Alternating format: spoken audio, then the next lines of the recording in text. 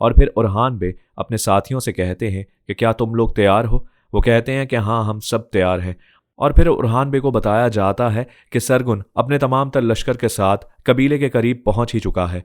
और फिर उरहान बे वहां पर मौजूद अपने तमाम तर सिपाहियों को पूरा मंसूबा बताते हैं। और फिर जेर कोताई कहता है कि मैं जब आवाज़ लगाऊंगा तो वो इतनी ज़ोरदार आवाज़ होगी कि ऐसन बिके खैमे के अंदर मौजूद मेरी तमाम तर आवाज़ को सुन सकेगी। यानी कि ये उरहान बे और दीगर सिपाहियों के लिए एक इशारा होगा कि हमने उस काफिले पर कब और कैसे हमला करना है।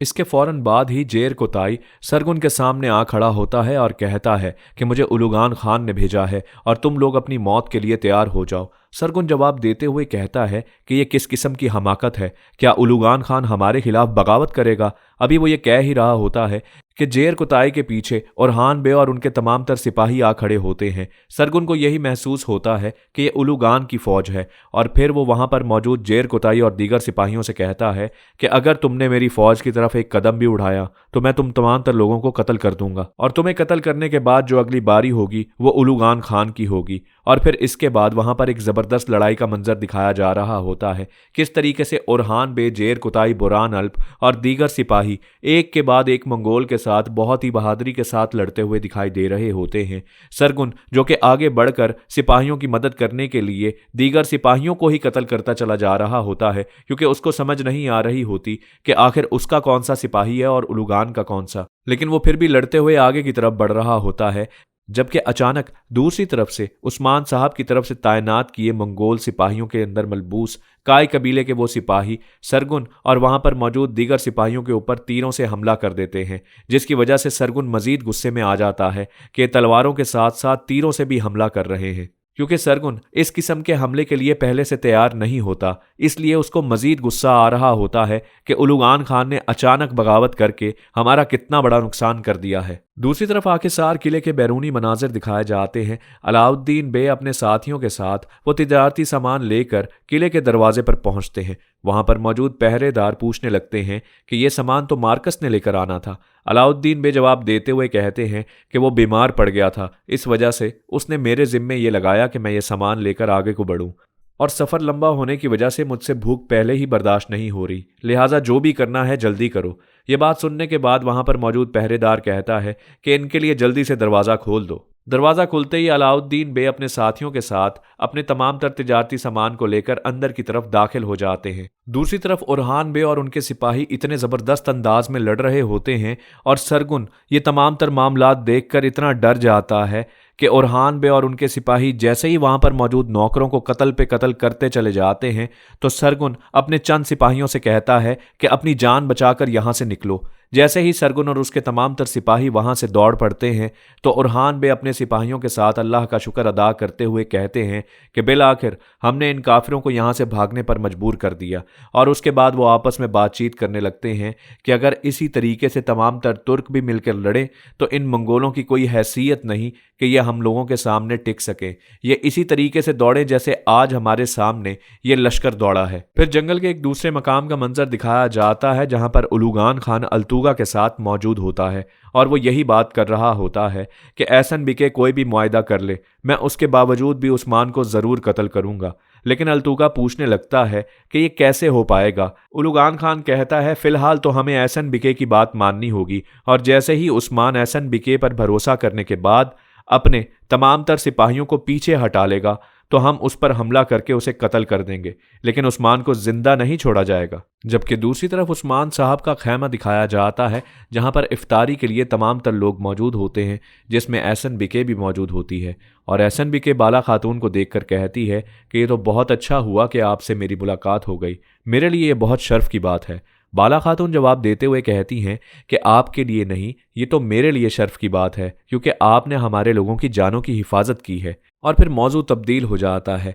उस्मान साहब भी ऐसन बिके की तारीफ कर रहे होते हैं कि जैसे कि आपने अपने तमाम तर सरदारों को बुलाया और उनसे हमायत हासिल करने की कोशिश की और हमारे लोगों के दिलों में जगह बनाई। इससे ये बात जाहिर है कि वाकई आप बहुत ही ज़बरदस्त तरीके से हिकमत अमली तय करने वाली खातून हैं। आप चाहती हैं कि लोग आपके गरीदा हो जाएं, और क्यों ना हो, आप तो वाकई ही लोगों की मदद करती हैं। एहसन बीके जवाब देते हुए कहती है, मेरे लिए ये इतना अहम नहीं है कि दीगर सरदार मेरे साथ मिलकर काम करें। मैं तो चाहती हूं कि आप मेरे इत्तेहादी बने, यही मेरा असल हदफ है। फिर वो अपने बेटे सरगुन की बात करते हुए कहती हैं कि वो भी यहाँ पर आना चाहता था, लेकिन फिलहाल एक छोटी सी मजबूरी की वजह से वो यहाँ पर नहीं आ सका। और वो मजबूरी ये है कि हमारी एक अजीम फौज यहाँ आ रही है और फिर उसकी नुमाइंदगी और रहनुमाई के लिए सरगुन का जाना ज़रूरी था। और फिर उस्मान साहब इस बात की तरफ गौर करवाते हुए कहते हैं, इसका मतलब ये है कि फ़ौजें आ चुकी हैं। एहसन भी के बात को तब्दील करते हुए कहती है कि मेरा बेटा तो यहाँ मौजूद नहीं, लेकिन मुझे आपके शहजादे भी दिखाई नहीं दे रहे। उस्मान साहब जवाब देते हुए कहते हैं कि हमारे बेटे आपके बेटे की तरह अहम तो नहीं, लेकिन हाँ, वो अपनी कुछ जिम्मेदारियां मुकम्मल करने के लिए गए हैं। फिर एहसन बीके जवाब देते हुए कहती है कि आपने मुझे यहाँ पर बुलाया, मैं उसके लिए बहुत शुक्रगुजार हूँ। अब हम ज़रा मुद्दे की बात करते हैं। क्या आपने मुझे यहाँ पर यह कहने के लिए तो नहीं बुलाया कि ना तो मैं आपको टैक्स दूंगा और ना ही बेटी? उस्मान साहब मुस्कुराते हुए जवाब देते हैं और कहते हैं कि नहीं नहीं, मैं बल्कि इसके बरअक्स आपको जवाब देना चाहता हूँ। दरअसल बात यह है कि कल मुद्दत मुकम्मल होने से पहले मैं आपको मुकम्मल टैक्स अदा कर दूंगा, आप बेफिक्र रहिए। एहसन बीके खामोशी से उस्मान साहब की तरफ देख रही होती हैं कि आखिर ये कैसे मुमकिन होगा। दूसरी तरफ आखिरकार किले का मंजर दिखाया जाता है। सोफिया के कमरे के बाहर 2 पहरेदार मौजूद होते हैं। अलाउद्दीन बे बहुत ही चालाकी के साथ उनको बेवकूफ़ बनाते हुए कहते हैं कि हरिस्तु ने कहा है कि तुम्हारा तबादला हो चुका है, तुम इस जिम्मेदारी की जगह कोई और जिम्मेदारी जाकर देखो। वो जैसे ही पूछता है तो उसको बताया ये जाता है कि दरअसल हरिस्तु और सोफिया दोनों ही बहुत गुस्से में हैं, क्योंकि उनके हाथ से आज कुछ तुर्क निकल गए हैं और मेरा नहीं ख्याल कि तुम लोगों को उस गुस्से का कुछ भी हिस्सा मिलना चाहिए। यानी कि तुम्हें तो मालूम है कि सोफिया तुम्हारे साथ क्या करेगी। ये सुनते ही वो दोनों के दोनों सिपाही वहां से चले जाते हैं। और फिर गोंचा खातून अलाउद्दीन बे से कहती हैं, क्या ये करना इतना आसान है? अलाउद्दीन बे जवाब देते हुए कहते हैं कि जिस औरत ने पहले ही अपने फौजियों को इतना डराया हो, उसका नाम लेकर उसके फौजियों से कोई भी काम करवाया जा सकता है। दूसरी तरफ उस्मान साहब के सरदारी खेमे का मंजर दिखाया जाता है। बाला खातून एहसन बीके से पूछने लगती हैं कि ये तावान की बात सुनने के बाद आपके चेहरे के तेवर ही बदल गए हैं। क्या आपको ये बात अच्छी नहीं लगी? क्या आपको टैक्स अदा कर दिया जाएगा? एहसन बीके जवाब देते हुए कहती है कि मैं ये सोच रही हूँ कि ये इतना जल्दी कैसे मुमकिन हुआ है। उस्मान साहब कहते हैं कि अयाज बे की वजह से। वो वहाँ पर मौजूद तमाम तर सरहदी सरदारों से सोना इकट्ठा करने के बाद कल का राजा हसार किले के बाहर आपको वो सोना दे देंगे। अभी ये बातचीत जारी होती है कि इसी दौरान औरहान बे भी उस खेमे के अंदर दाखिल हो जाते हैं। उनको देखकर उस्मान साहब मुस्कुराने लगते हैं और पूछते हैं कि बेटा, तुम्हारे ज़िम्मे जो मिशन लगाया था वो मुकम्मल हो गया? औरहान बे जवाब देते हुए कहते हैं, बहुत ही अच्छे अंदाज से मुकम्मल हो गया। एहसन बीके कहने लगती है कि मेरा ख्याल है कोई बहुत ही अहम काम था जिसकी वजह से आप गए थे। वो जवाब देते हुए कहते हैं कि बेशक बहुत अहम काम था, लेकिन अच्छे तरीके से हो गया। अभी ये बातचीत जारी होती है कि अचानक बुरहान अल्ब भी खेमे के अंदर दाखिल हो जाते हैं और वो कहते हैं कि सरगुन आया है और वो मुलाकात करना चाहता है। जैसे ही सरगुन अंदर दाखिल होता है तो वो आते साथ बताता है कि हमारे लश्कर के ऊपर हमला कर दिया गया है। ये सुनते ही एहसन बीके अपनी जगह से खड़ी हो जाती है और पूछने लगती है कि यह हरकत किसने की है। और फिर सरगुन उसको बताने लगता है, दरअसल ये हरकत उलुगान खान ने की है।